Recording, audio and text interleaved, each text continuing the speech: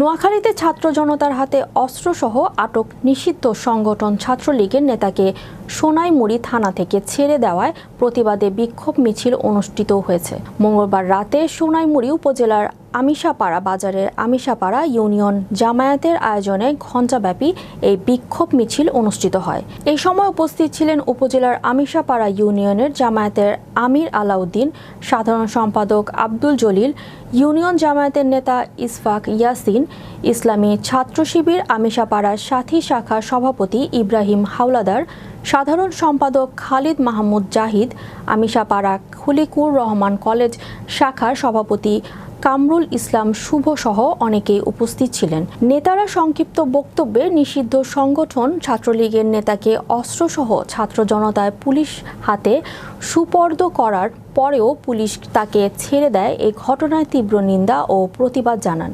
সেই সাথে তারা অতি দ্রুত সন্ত্রাসীদের আইনের আওতায় এনে গ্রেফতারের দাবি করেন।